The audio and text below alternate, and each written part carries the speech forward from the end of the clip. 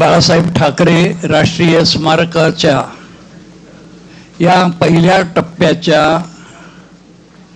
पूर्ततेच्या वेळेला या ठिकाणी उपस्थित असलेले या स्मारक प्रकल्पाचे प्रमुख मार्गदर्शक संकल्पना ज्यांची ते आदरणीय शिवसेना पक्षप्रमुख माजी मुख्यमंत्री उद्धव बाळासाहेब ठाकरे, या विश्वस्त संस्थेचे अध्यक्ष माननीय आदित्य ठाकरे, सर्व सन्माननीय शिवसेनेचे नेते, खासदार आणि पत्रकार बंधूंनो भगिनींनो, या पत्रकार परिषदेला आपण सुरुवात करत आहोत. याची पूर्वपेटिका की ह्या ठिकाणी जे महापौर निवास ही जी वास्तू होती त्या ठिकाणी माननीय बाळासाहेब ठाकरे यांचं भव्य स्मारक उभारण्यासाठी ही जागा ठरवण्यात आली. त्यासाठी राज्य शासनानं अनेक जागांची आधी पाहणी केली होती, परंतु अंतिमतः या जागेची निवड झाली आणि नंतर मुंबईच्या विकास आराखड्यामध्ये एक स्मारक स्थळ म्हणून तो बदल करण्यात आला. त्यानंतर 31 मार्च 2021 या दिवशी या स्मारकाचं भूमिपूजन झालं. यासाठी अंमलबजावणी यंत्रणा म्हणून MMRDAची नियुक्ती राज्य शासनानं केली आणि स्मारकासाठी निधीसुद्धा मंजूर करून दिला. त्यानंतर या प्रकल्पाच्या बांधकामाला सुरुवात झाली. याच्यामध्ये 3 गोष्टी एक मुख्य होत्या. एक म्हणजे हा जो परिसर आहे समुद्रालगत असल्यामुळे CRZचं एक बंधन. दुसरं, महापौर निवास ही वास्तू म्हणजे वारसा वास्तू, हेरिटेज हा त्याला दर्जा असल्यामुळे त्या वास्तूचं जतन करण्याची जबाबदारी होती. आणि तिसरी आणि सगळ्यात महत्त्वाची गोष्ट म्हणजे माननीय उद्धवजींनी एक निर्णय घेतला होता की या भूखंडावरचं एकही झाड काढायचं नाही, सर्वच्या सर्व झाडांचं जतन करायचं. आणि त्यामुळे इथे जे त्या काळामध्ये म्हणजे याची सुरुवात झाली भूमिपूजन त्यावेळेला 211 झाडं होती. आम्ही आणखी काही झाडांची लागवड केली आणि आज या ठिकाणी 233 झाडं आहेत. मी तो जो शब्द दिला गेला होता की सर्व झाडांचं जतन होईल, ती सर्व झाडं या ठिकाणी आहेत. त्यामुळे हिरवाई इथे फार आल्हाददायक अशी आहे. आणि ही जागा ही माननीय बाळासाहेबांची अत्यंत आवडती जागा होती. त्यांनी अनेक वेळा इथे ते येत असत. अनेक थोड्या मोठ्यांच्या भेटी बाळासाहेबांनी इथे घेतल्या. त्या मोजक्याच झाल्या परंतु इथे झाल्या. अगदी पंतप्रधान अटल बिहारी वाजपेयीसुद्धा बाळासाहेबांसोबत इथे आले होते. अनेक मान्यवर इथे त्या काळामध्ये बाळासाहेबांच्या त्यांच्या भेटीगाठी इथे झालेल्या आहेत. अशी हे स्थळ निवडण्यामागे ही प्रमुख भूमिका होती की माननीय बाळासाहेबांची अत्यंत आवडती जागा आणि इथे एक अप्रतिम जागतिक दर्जाचं स्मारक उभारण्याचा आमचा निर्धार आहे. त्याचे पुढचा जो टप्पा आहे, आता इथली सगळी दालनं ही भूमिगत म्हणजे बेसमेंटमध्ये आहेत आणि ती दालनांचं बांधकाम पूर्ण झालेलं आहे. परंतु त्याच्यामध्ये जे कथानक बाळासाहेबांचं जे चरित्र, त्यांचा जीवनपट सगळं उलगडून दाखवायचं आहे, ते सगळं काम पुढच्या काळात होणार आहे. आणखी काही महिने त्याच्यासाठी लागतील आणि त्याचीसुद्धा अंमलबजावणी MMRDA ही अंमलबजावणी यंत्रणा करणार आहे. त्यामुळे ते टेंडर प्रक्रिया वगैरे ते सगळी आता सुरू होणार आहे आणि काही महिन्यानंतर याचं भव्य असं उद्घाटन सर्व जनतेसाठी ते खुलं करून देण्यासाठी होणार आहे. एक उल्लेख करावा असं वाटतो की 1927 23 जानेवारी हा बाळासाहेबांचा जन्मदिन. म्हणजे येत्या 23 जानेवारी 2027ला बाळासाहेबांची जन्मशताब्दी आहे. परंतु ते जन्मशताब्दीचं वर्ष 23 जानेवारी 2026ला सुरू होईल. म्हणजे अजून आतापासून बरोबर 1 वर्षाने. आणि आमचा असा पुरेपूर प्रयत्न राहील की जन्मशताब्दी वर्ष 23 जानेवारी 2026ला सुरू होण्यापूर्वी हे स्मारक सर्वार्थानं पूर्ण करून लोकार्पण त्याचं केलं जाईल असा मला विश्वास वाटतो. आपण सर्वजण आलात, आपल्याला धन्यवाद आणि आपलं स्वागत. मी आदित्य ठाकरे यांना विनंती करतो की आपण आपलं मनोगत मांडावं.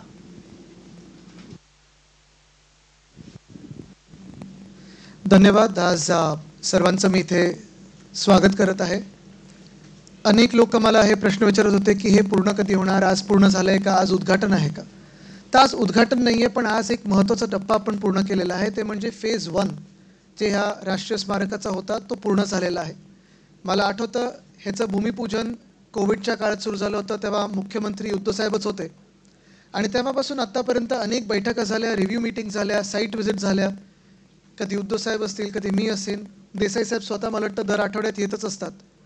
आणि महत्त्वाची गोष्ट म्हणजे आपल्याला इथे एक पाहायला मिळालं असेल, साधारणपणे सगळ्या स्मारकांमध्ये पहिली एक जी गोष्ट दिसते तो म्हणजे पुतळा असतो. आणि ती संकल्पना बाजूला ठेवून वंदनीय हिंदू सम्राट बाळासाहेब ठाकरे म्हणजे माझे आजोबा ह्यांनी जीवनात काय नक्की घडवलेलं आहे, मुंबईत काय घडवलं, महाराष्ट्रासाठी काय केलेलं आहे, त्यांची जी पूर्ण कथा आहे, जे काही पूर्ण त्यांचं जीवनाचा काळ होता आणि त्यांचं जे काही समाजात असेल, राजकारणात असेल जे योगदान आहे ते आता पुढच्या दुसऱ्या भागात येणार आहे.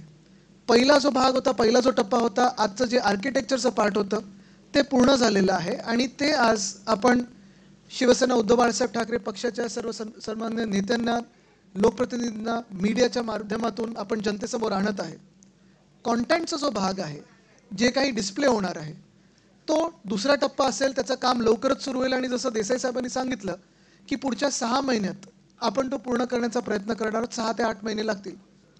एक महत्त्वाची गोष्ट आहे की ही जागा, ही वास्तू फार महत्त्वाची आहे.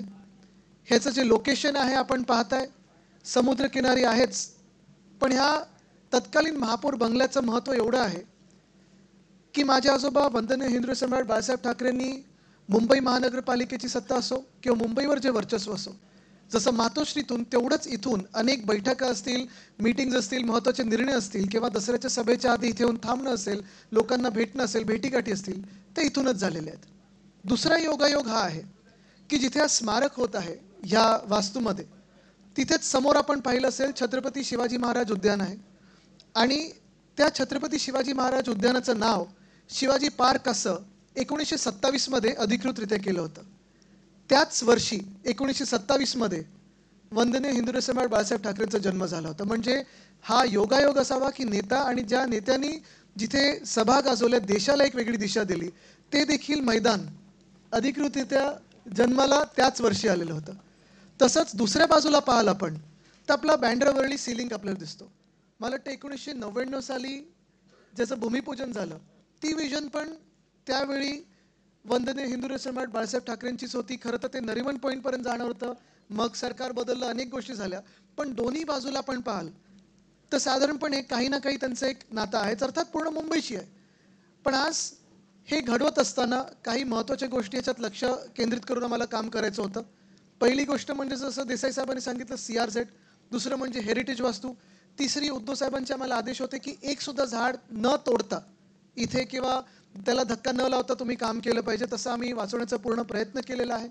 चौथी गोष्ट म्हणजे जे आम्ही वारंवार पाहिलेलं, मग इथे श्रद्धाताई आहेत, स्नेहलताई आहेत, रावते साहेब आहेत, अनेक महापौर जे इथे येऊन राहून गेलेले आहेत, सुनीलजी पण आहेत, अनेक महापौर जे राहून गेलेले आहेत, त्यांना माहिती आहे की पावसाळ्यात इथे जे वारे वाहतात, जो पाऊस येतो आणि ज्या लाटा येतात, त्या लाटांनी हा बंगला देखील हादरायचा, ते देखील प्रोटेक्शन देणं गरजेचं होतं.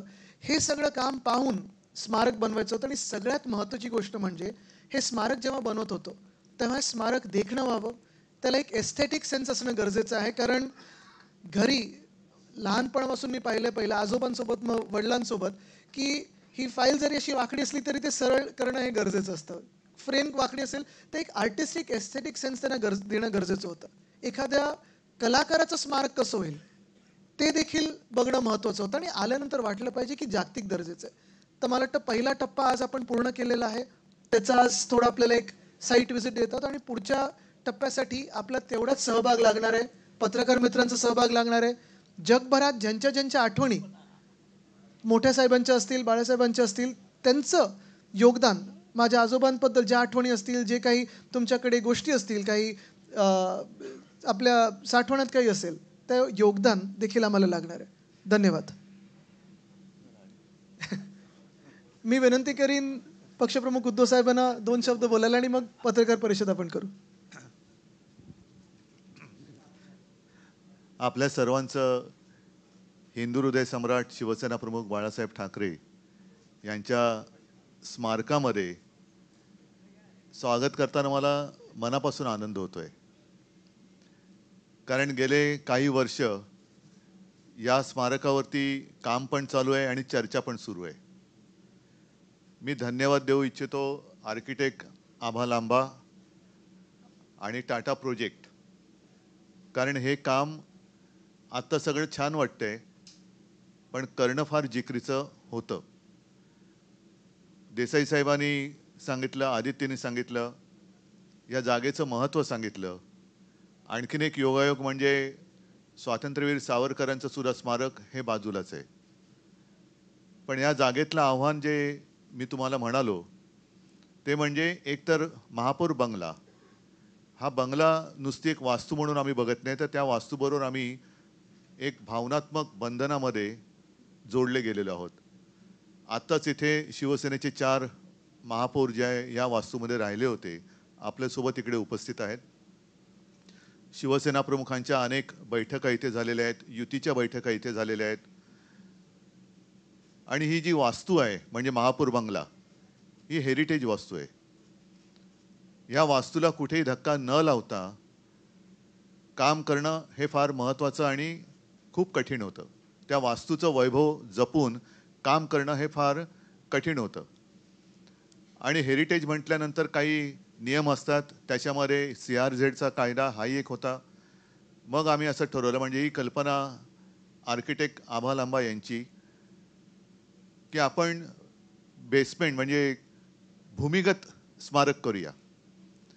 हे बोलायला खूप सोपं आहे, पण पाठीकडे समुद्र आहे म्हटल्यानंतर त्या समुद्राचा रेटा हा जमिनीच्या खालून सुद्धा खूप मोठा असतो. काही वर्षांपूर्वी इकडे आपण संयुक्त महाराष्ट्राचं दालन जे केलं, ते दालन झाल्यानंतर सुद्धा तिकडे रिपेअरिंग करण्याची गरज लागली, वारंवार लागली. कारण समुद्राचं पाणी जमिनीखालून त्याच्यामध्ये सगळ्या मर्यादा ओलांडून कुठून ना कुठून तरी येत होतं. तर ती खबरदारी घेणं आणि त्याच्यानंतर ही वास्तू उभी करणं हे फार जिकरीचं काम होतं. म्हणून मी आर्किटेक्ट आभा लांबा आणि टाटा प्रोजेक्ट्स या कंपनीला धन्यवाद देतोय की त्यांनी अत्यंत देखणं असं काम वेळेमध्ये टप्पा 1 पूर्ण करून दिलेलं आहे. साहजिकच आहे, 4 भिंती किंवा नुसता पुतळा म्हणजे स्मारक होत नाही. टप्पा 2चा जे काम आहे त्या कामाला आता सुरुवात होईल. या कामामध्ये आपण पूर्ण हे स्मारक बघा. संपूर्ण शिवसेना प्रमुखांचा जीवनपट, अर्थात तो काही असं गुप्त असा जीवनपट नाही आहे.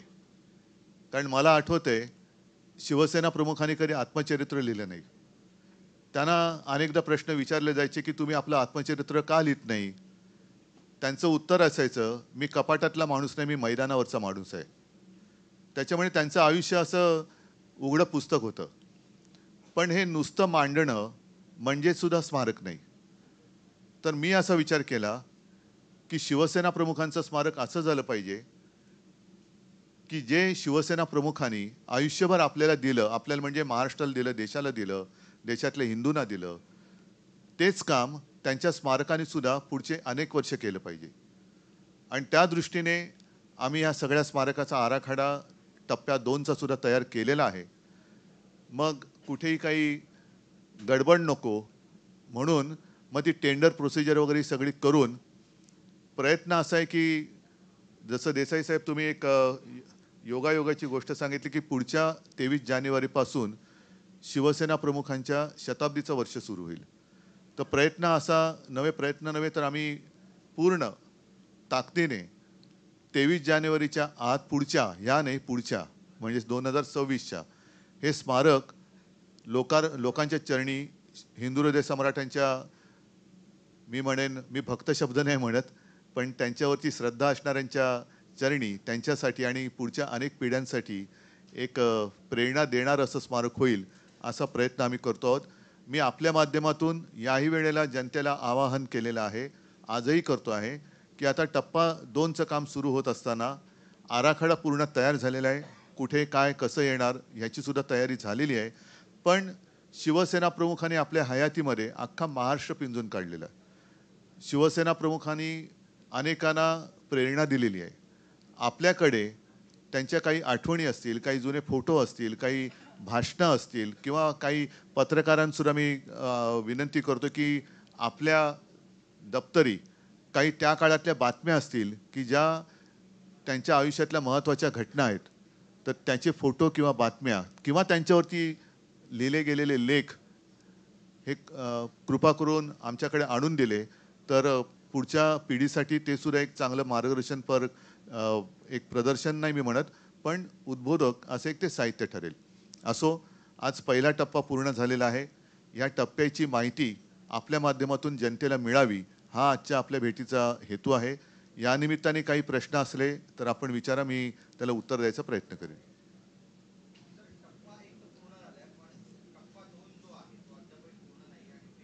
टप्पा 1 आज पूर्ण झालेला आहे. टप्पा 1 पूर्ण झाल्याशिवाय 2 होऊ शकत नाही. टप्पा 2 आधी पूर्ण केला असता तर मग टप्पा 1 कधी केला असता. तरी सुद्धा अगदी काही टप्प्याटप्प्याची मॅच होणार नाहीये. हा टप्पा 1 आणि टप्पा 2.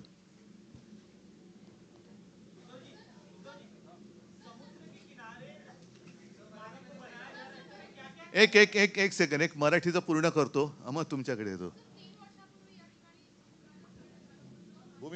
भूमिपूजन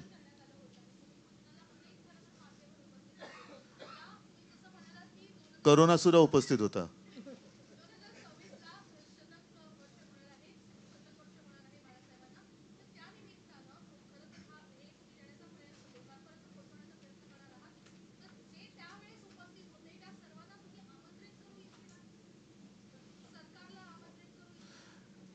ज्यांनी बाळासाहेबांचे विचार सोडलेले नाहीत ते सगळे आज सुद्धा येऊ शकतात.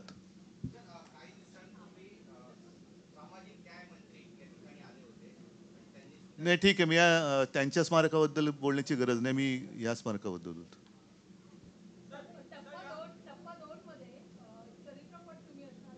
पूर्ण जीवनपट. हां, आता सगळी उत्सुकता मी तुम्हाला थोडक्यात सांगितलं की आयुष्यभर जे आपल्याला शिवसेना प्रमुखांनी दिलं जनतेला, तेच त्यांच्या स्मारकातून देण्याचा आमचा प्रयत्न असेल.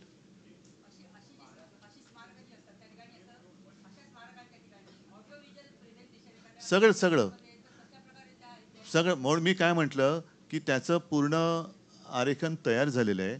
पण ते जर का मी आत्ता तुमच्यासमोर सादर केलं तर त्यातली उत्सुकता जाईल. त्याच्यामुळे काही काळ आपल्याला थांबावं लागेल. टप्पा 2 त्याचं डिझायनिंग पूर्ण झालेलं आहे. आता त्यातले काही बारकावे हे आम्ही आणखीन निश्चित करतो आहोत. साहित्य म्हणजे त्यांच्याबद्दलचं बाळासाहेबांचं कार्य, फोटो, भाषणं, खूप काही काय आमच्याकडे आहे. त्यांच्या काही वस्तूसुद्धा आहेत. त्या कशा मांडायच्या, कशा पद्धतीने मांडायच्या, लाईटिंग कसं असेल, या सगळ्या गोष्टी आता त्याच्यावरती काम सुरू आहे. आणि याच दरम्यान मी परत एकदा आपल्याकडे किंवा आपल्या माध्यमातून जनतेकडे काही त्यांच्याबद्दलच्या आठवणी असतील किंवा भाषणं असतील, लेख असतील तर ते आणून दिले तर आपण त्याचाही याच्यामध्ये जनतेसाठी उपयोग करून घेऊ. मला असं वाटतं पुतळा असेल किंवा नसेल, केवळ पुतळा उभारणं म्हणजे स्मारक नाही. तसा पुतळा तर आपण रिगलच्या इकडे उभारलेला आहेच. पण परत एकदा सांगतो, बाळासाहेबांनी त्यांनी आपल्याला काय दिलं तेच हे स्मारक देऊ शकेल अशा पद्धतीने आम्ही ते करण्याचा प्रयत्न करतो.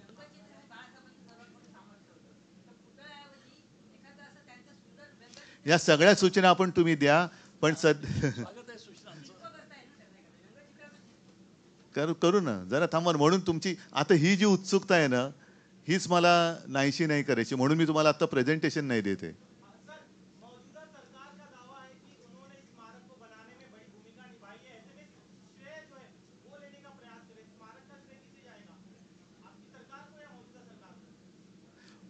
स्मारक का उद्घाटन होते समय जो सरकार रहेगी उसको।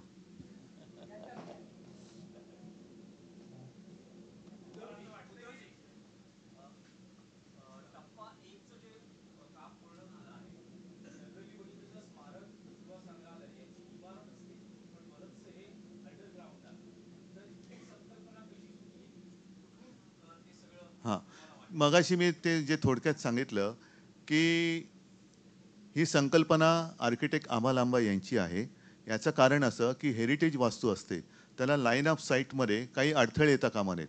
समोर उभा राहिल्यानंतर ते दिसलं पाहिजे आणि जर वास्तू एकतर तिला त्या वास्तूला धक्का लावायचा नव्हताच हे पहिलं आम्ही ठरवलंच होतं आणि लावूही शकत नाही तसा कायदा पण आहे महापौर बंगल्याला। आणि मग इकडे काहीतरी बांधकाम करणं त्या वास्तूच्या आणि समोर रस्त्याच्या मध्ये जे लाईन ऑफ साईट म्हणतो ते शक्य नाही कायद्याने। मग बाजूला नुसत्या इमारती बांधणं आणि काय करणं त्याच्यापेक्षा मग ही जी जागा आहे परत मला झाडं तोडायची नव्हती। कारण झाडं तोडून ज्या शिवसेना प्रमुखांनी झाडांवरती प्रेम केलं, निसर्गावरती प्रेम केलं, त्यांचं स्मारक मी झाडं तोडून करू शकत नाही। म्हणून झाडंही तोडायची नव्हती। तर अशा वेळेला एकच पर्याय उपलब्ध होता तो म्हणजे भूमिगत। त्याच्यामुळे हे असं भूमिगत कार्य हे याच्या पुढे सुद्धा चालू राहील।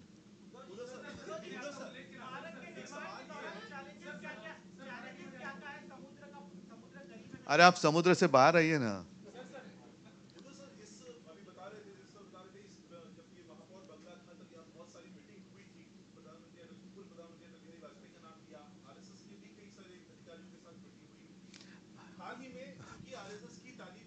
इसलिए भूमिगत है, इसलिए यह स्मारक भूमिगत है क्योंकि उनका काम ऐसे ही चलता है।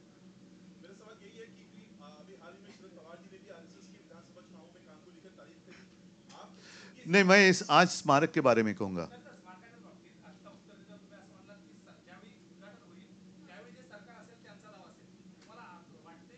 मी असं कुठे काय बोललोय ते नाही, पण असं वाटतंय असं कुठे बोललो त्यावेळी जे सरकार असेल ते करेल। मी असं कुठे बोललोय की सरकार बदलेल, सरकार आमचं असेल, सरकार यांचं असेल। जे असेल ते। ऐसे मैंने कुछ कहा नहीं। मैंने आपका जो प्रश्न था उसको मैंने उत्तर दिया है कि श्रेय का वाद जो है इसमें श्रेय की लड़ाई होनी नहीं चाहिए। मेरा कहने का मतलब यही था, अर्थ यही है कि श्रेय की लड़ाई किसी की नहीं होनी चाहिए। और खास कर जिन्होंने बाला साहब के विचार छोड़े हैं वो तो इसका श्रेय नहीं ले सकते। और सरकार होती है। आज भी ये स्मारक का काम सरकार ही कर रहे हैं। हम स्मारक कैसे होना चाहिए, उसमें क्या बात होनी चाहिए, यही सब काम हम देख रहे हैं। ट्रस्ट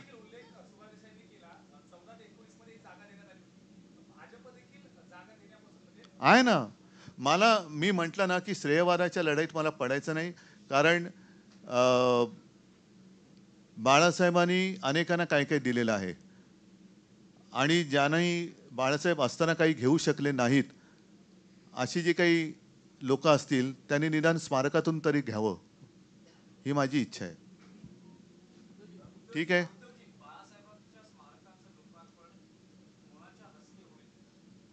बघा आधी पहिली गोष्ट सांगू का, आता टप्पा 2चा अजून आता टेंडर निघतील।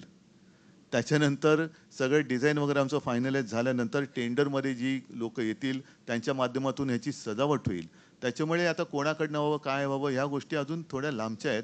पण मला असं वाटतं ती तारीख जशी जवळ येईल तेव्हा ठरवलं जाईल। त्यावेळेला जे पंतप्रधान असतील ते कदाचित येऊ शकतील।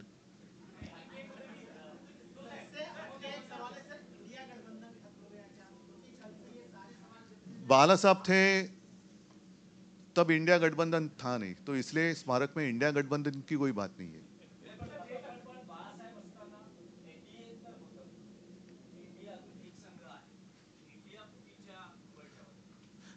त्याच्यामुळे एनडीए सुद्धा त्या वेळेपर्यंत शिल्लक राहिलं तर एनडीए सुद्धा येईल। बघू ना आपण आता राजकीय म्हणून आता बघा उद्या काय होईल आज आपण सांगू शकत नाही। नाही मी काय म्हटलं, एनडीए त्यावेळेला असेल तर एनडीएची लोक सुद्धा येऊ शकतात। त्यावेळेला जे सरकार असेल ते येऊ शकतात। कारण केव्हा कसं काय होईल, आता भूमिपूजनाच्या वेळेला मी मुख्यमंत्री होतो, आज कुठे मुख्यमंत्री आहे, असं होतात गोष्टी। ठीक आहे, चला मला वाटतं स्मारकाच्या बद्दल दुसरे काही प्रश्न नाही आहेत।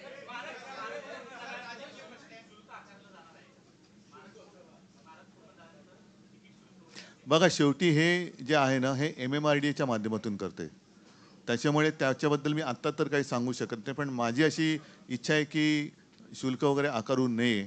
आम्ही आत्ता माझ्याकडनं विशेषतः मी शिवसेना प्रमुखांचा पुत्र म्हणून आणि आम्ही कुटुंबीय म्हणून आणि सगळे शिवसैनिक आमच्याकडे जे जे काही बाळासाहेबांचं आहे ते या स्मारकासाठी देण्याचं आमचं योगदान आम्ही देतो आहोत. तसंच इतरांकडनं सुद्धा ते योगदान यावं अशी माझी इच्छा आहे.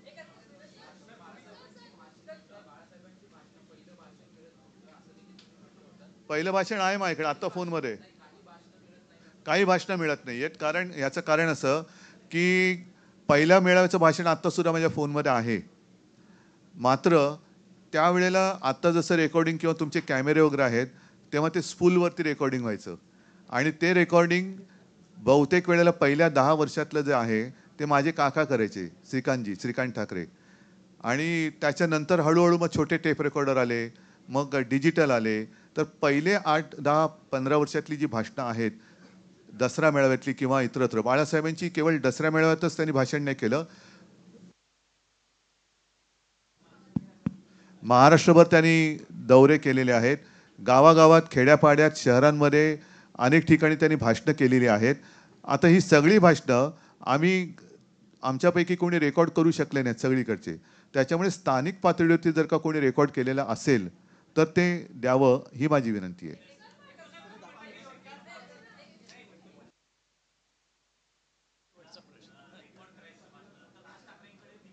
ठीक आहे, तुम्ही त्यांच्याशी बोलून असेल तर बघा. धन्यवाद. मला वाटतं आपण हे स्मारक कसं झालेलं ते पाहावं, त्याची पहिला टप्पा जो आहे तो जनतेसमोर आणावा. धन्यवाद. जय हिंद, जय महाराष्ट्र.